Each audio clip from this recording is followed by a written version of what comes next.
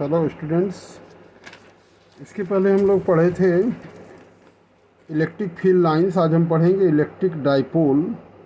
A pair of equal and opposite charges separated by a small distance is known as electric dipole. Pair of equal and opposite charges separated by a small distance is known as the electric dipole. Suppose two charges minus q plus q are separated by a small distance 2a, then this form a dipole. दो charge कोई भी equal और opposite हो, अगर 2a distance ले लिया, 2a बड़ी small distance है और स्मॉल डिस्टेंस इसलिए ये जो है डाइपोल, ये 2a इसलिए लिया जाता है, कभी एक्सियल इक्वेटोरियल में हम जब डिस्टेंस लेंगे जिसका हाफ करेंगे तो ये अगर हम डी लेते या ए लेते तो a/2 हो जाता है। इस नाते इसको हम 2a लेते हैं ताकि हम इसको जब हाफ पार्ट में डिवाइड करें, सेंटर की बात करें, ए डिस्टेंस ए हो, ए डिस्टेंस ए हो, और कोई बात नहीं। डाइपोल मोमेंट क्या होता है? It is the product of either charge and the distance between the two charges. P is equal to Q into 2a। It is a vector quantity. ये जो होता है कोई चार्ज और उसके बीच की डिस्टेंस, इसको हम डाइपोल मोमेंट कहते हैं। तो डाइपोल मोमेंट होता है P is equal to Q into 2a। It is a vector quantity. Its direction is taken from negative to positive. Negative से पॉजिटिव इसकी डायरेक्शन को लिया जाता है। And P is equal to Q into 2a। इसकी जो SI unit होती है कूलम्ब मीटर, ध्यान में रखना। डाइपोल मोमेंट क्या होता है? अ पॉइंट डाइपोल या आइडियल डाइपोल। पॉइंट डाइपोल होता है कि जिनके बीच की डिस्टेंस नेग्लेजिबल हो, जीरो को टेंड करे, बहुत कम हो लेकिन चार्ज बड़ा हो, तो उसे हम कहते हैं कि dipole is said to be point dipole if the distance between them is negligible and the charge is taken larger. Charge बड़ा हो और डिस्टेंस नेग्लेजिबल हो, मतलब Q tends to infinity and 2a tends to 0। ऐसे स्थिति में इसे हम पॉइंट डाइपोल या आइडियल डाइपोल कहते हैं। Dipole actually measures the strength of a dipole. Dipole moment measures the strength. जितना ज़्यादा डाइपोल मोमेंट होगा उतना उसकी स्ट्रेंथ होगी, उतना ही वह इलेक्ट्रिक फील्ड में वह अपनी पोजीशन तेज़ी से बदलेगा डाइपोल का। Electric field of the electric dipole. एक डाइपोल का इलेक्ट्रिक फील्ड क्या होता है, उससे हम इलेक्ट्रिक फील्ड कैसे निकालेंगे? तो दो तरह से निकालते हैं, एक्सियल पॉइंट पे और इक्वेटोरियल पॉइंट पे। एक्सियल का मतलब मान लेते हैं दो चार्जेज हैं -q एंड +q, और -q and +q separated by a small distance 2a। तो 2a मान लेते हैं सेंटर डाइपोल का अगर O है तो ये डिस्टेंस O से B की डिस्टेंस A हो जाएगी, O से A की डिस्टेंस A हो जाएगी। मान लेते हैं कोई एक पॉइंट P है, सेंटर से R डिस्टेंस पर है, जिस पर हमें इलेक्ट्रिक फील्ड निकालना है। तो अगर यहाँ तक R है और ये डिस्टेंस A है, तो ये डिस्टेंस कितना होगा? R - A। अच्छा, P पर, और यहाँ अगर निगेटिव चार्ज से हम कंसीडर करें तो ये डिस्टेंस R है, तो ये कितना A ऐड हो जाएगा, तो ये हो जाएगा R + A। अब electric field at P due to positive charge, इस पॉजिटिव चार्ज के कारण यहाँ पर जो इलेक्ट्रिक फील्ड होगा E + Q लिखते हैं उसे सिंबल में, तो कितना होगा? हम यहाँ पर इलेक्ट्रिक फील्ड अज्यूम करने के लिए मान लेते हैं यहाँ पे पॉइंट चार्ज अज्यूम करेंगे, तो इसको रिपेल करेगा तो इसकी डायरेक्शन इधर हो जाएगी। तो electric field at P due to positive charge, अभी ध्यान में रखना है, ऑन एक्सियल पॉइंट, तो हमारे पास E + Q is equal to 1/4 πε0 Q upon R - A का होल स्क्वायर। और डायरेक्शन किधर होगी? इधर, ये जो है B से P की डायरेक्शन इधर इस डायरेक्शन में होगी, ध्यान में रखना। ये जो है डायरेक्शन इसकी इधर होगी, B से P की डायरेक्शन में होगी, क्योंकि यहाँ पे रिपेल करेगा इस डायरेक्शन में। अच्छा, now the electric field at P due to the negative charge. अगर हम निगेटिव E - Q अगर लिखें तो E - Q के कारण जो इलेक्ट्रिक फील्ड हमारे पास है, it is 1/4 πε0 Q upon R + A का होल स्क्वायर, और इसकी डायरेक्शन होगी P to A। ध्यान में रखना, P से इधर की तरफ होगी, क्योंकि यह निगेटिव चार्ज है तो निगेटिव चार्ज इसको अट्रैक्ट करेगा, तो ये वैल्यू इसको अट्रैक्ट करेगा तो इधर हो जाएगा, और पॉजिटिव है तो इधर होगा।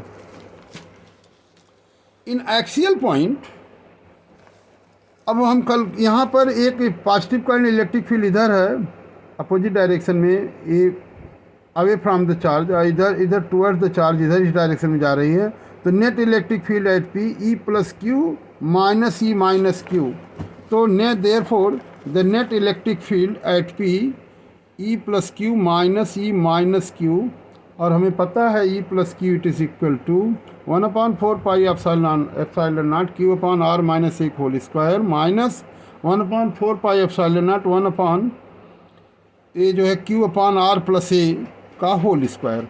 तो नेट इलेक्ट्रिक फील्ड, तो Q upon 4 pi epsilon naught take out common, इसको सॉल्व करो 1/r minus a whole square minus 1/r plus a का होल स्क्वायर, तो वैल्यू हमारे पास हो जाएगी यह r plus a whole square minus r minus a whole square upon r minus a whole square r plus a whole square. अब इसको हम r square minus a square को होल स्क्वायर लिख सकते हैं, और इस तरह से सॉल्व करेंगे तो ऊपर कट के आ जाएगा Q upon 4 pi epsilon naught 4r upon r square minus a square का होल स्क्वायर।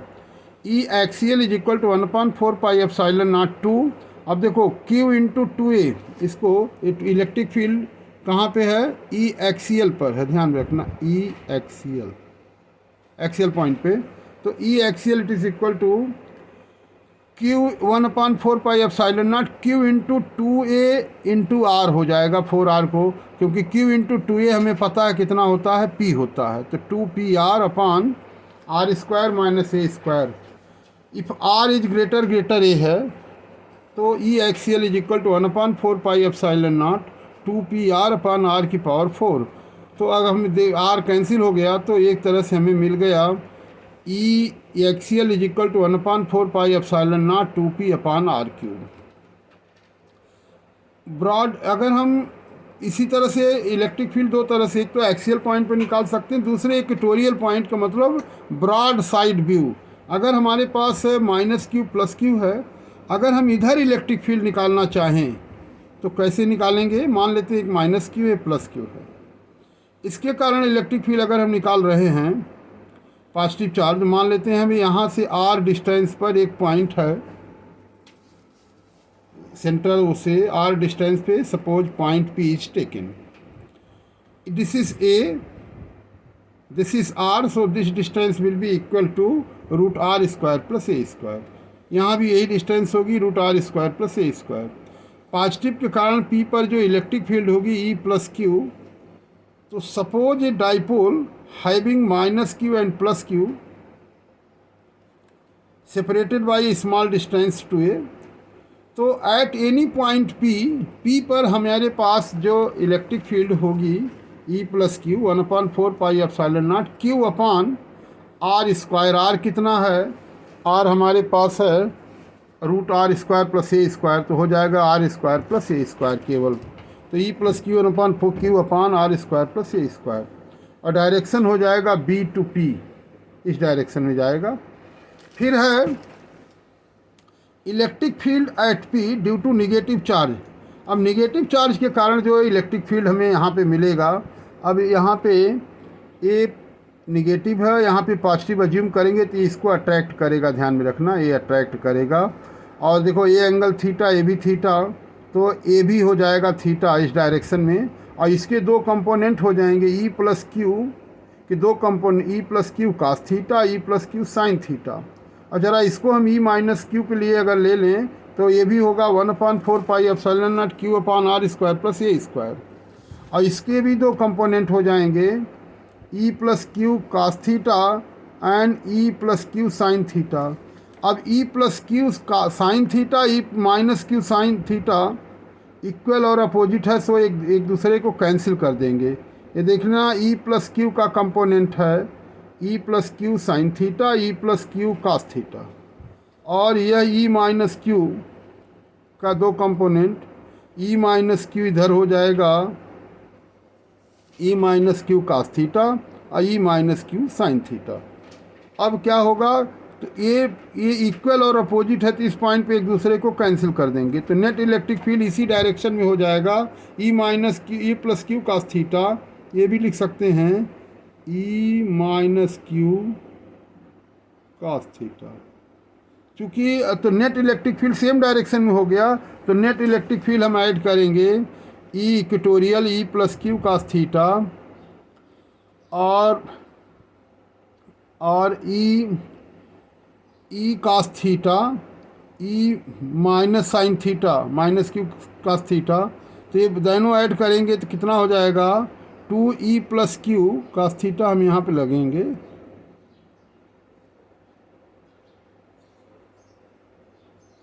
तो 2e plus Q cos theta.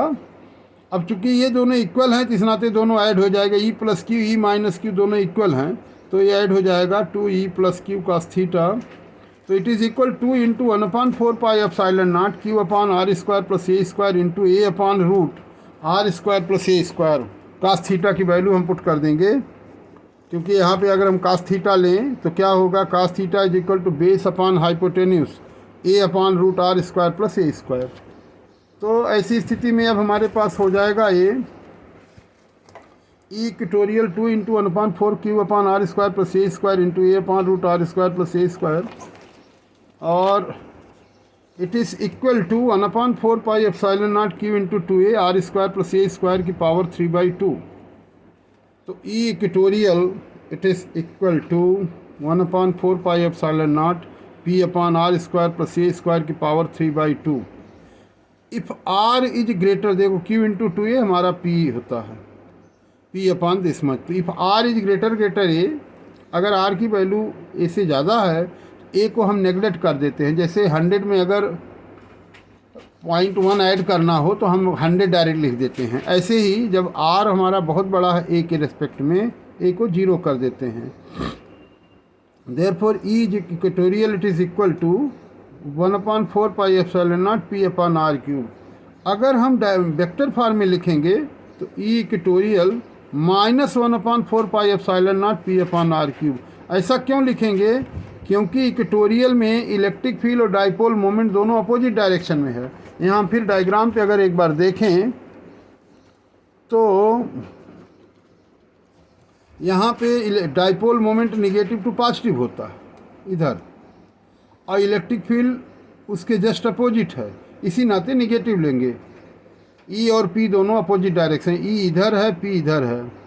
लेकिन अगर हम एक्सियल की बात करें तो एक्सियल में दोनों सेम है डायरेक्शन में है, इधर डाइपोल मोमेंट भी है, इधर इलेक्ट्रिक फील्ड भी है। यहाँ पे इस नाते ऐसा नहीं है, यहाँ पे इसी नाते यहाँ पे निगेटिव नहीं लेते। तो वेक्टर फॉर्म में अगर लेते हैं तो ये हम इसका निगेटिव ले लेते हैं, ध्यान में रखना।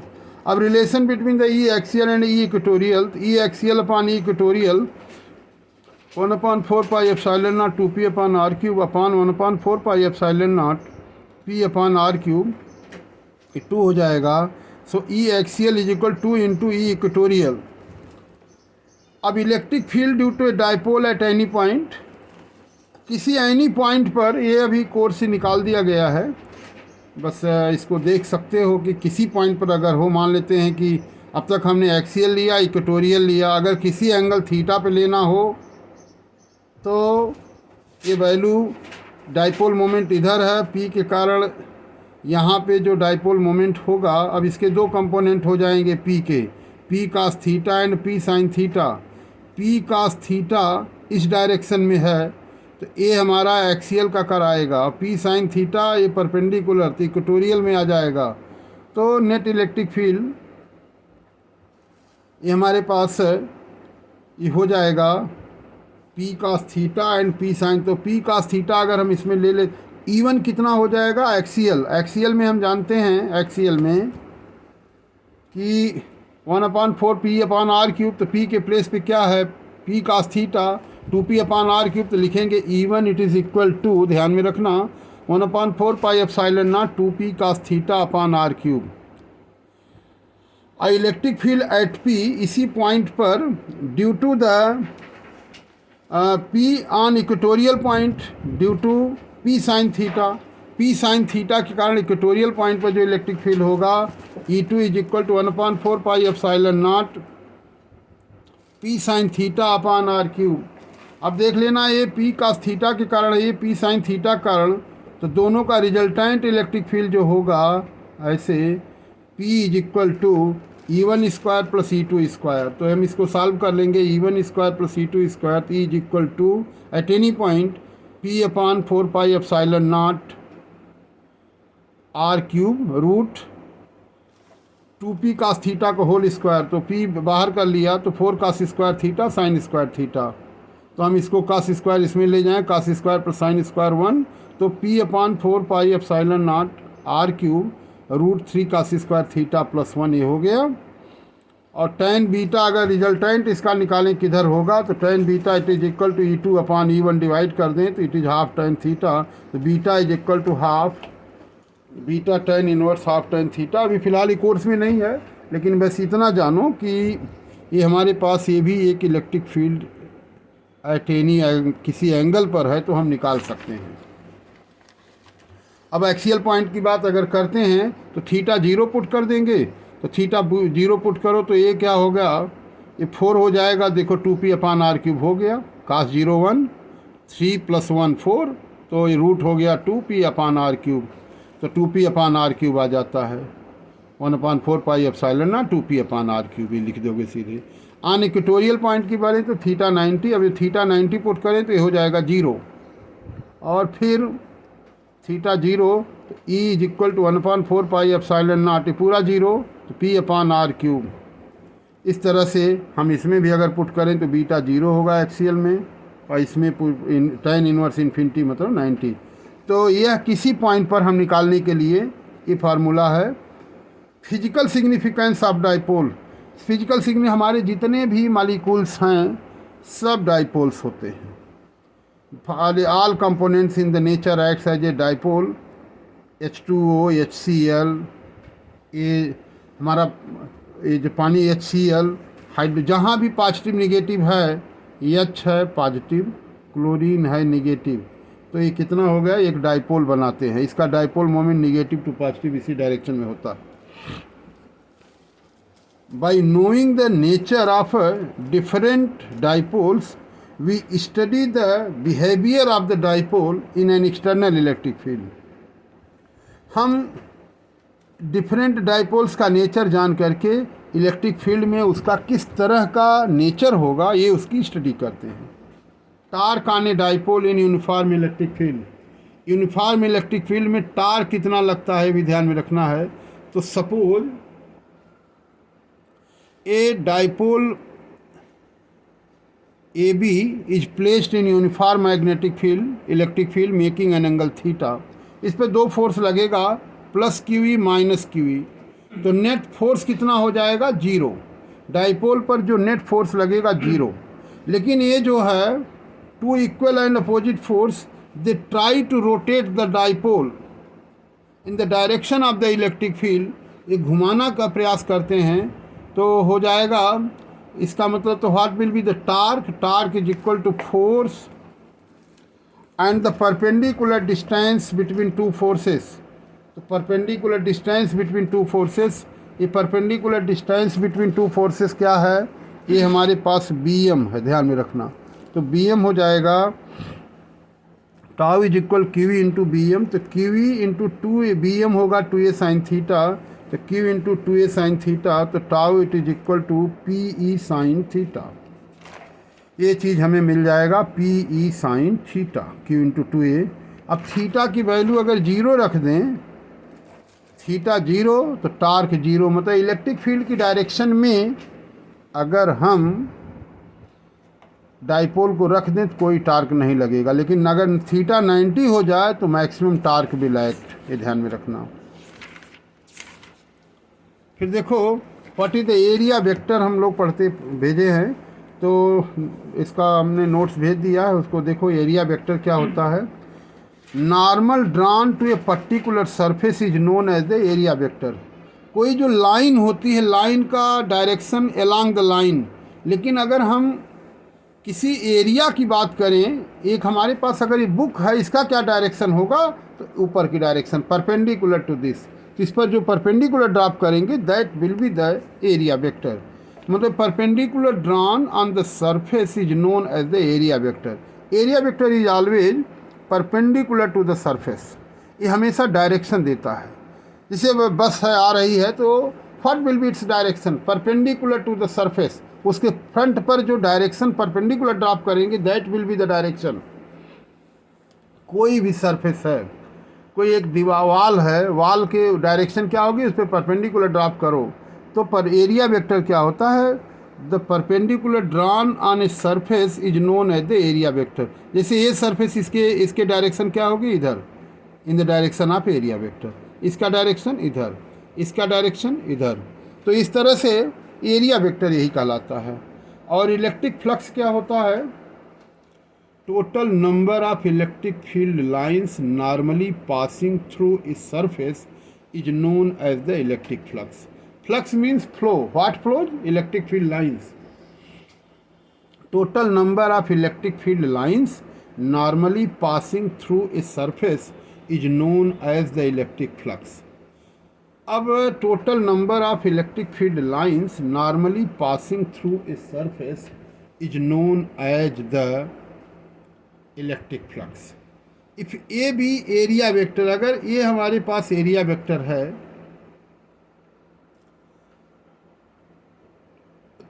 Then phi be the flux, तो क्या होगा, phi is equal to electric field into the area. यही होगा total number of electric field line. ये कब है, जब एरिया वेक्टर और इलेक्ट्रिक फील्ड दोनों सेम डायरेक्शन है, दोनों के बीच का एंगल 0 है।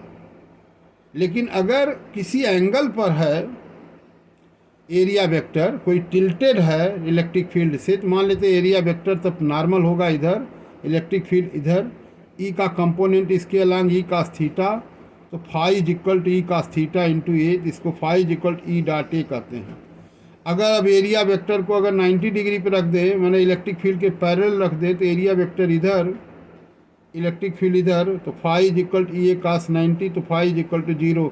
अगर सरफेस एरिया वेक्टर अगर इलेक्ट्रिक फील्ड से 90 डिग्री एंगल बना रहा है तो no flux will pass through the surface.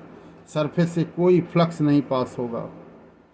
Electric flux है क्या, it is scalar quantity, it is, इसकी SI unit newton metre square per coulomb, ध्यान में रखना।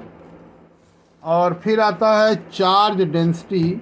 चार्ज डिस्ट्रीब्यूशन 3 तरह से होता है, एक लीनियरली होता है, एक सरफेस पे होता है, एक वॉल्यूम में होता है। लीनियर चार्ज डेंसिटी क्या होता है, charge per unit length is known as the linear charge density, it is denoted by lambda.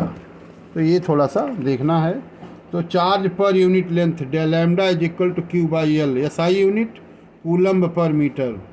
Surface charge density, if the surface area be A and Q be the charge on the surface, then the charge per unit area is surface charge density. मान लो किसी surface में अगर फैला हुआ हो, sigma is equal to Q upon A. Volume charge density, if charge is distributed in whole of the volume then this is known as the volume charge density. If charge lies in whole of the volume, then charge per unit volume is known as the volume charge density. Coulomb पर cubic metre, ये हमारे पास हो जाएगा, ये चीज़ हमें मिलता है। So tomorrow I will send the Gauss theorem, इसी बेस पर हमको गॉस थ्योरम की स्टडी करनी है। तो इसको पूरा स्टडी कर दो, any doubt you can ask to me. Okay, thank you.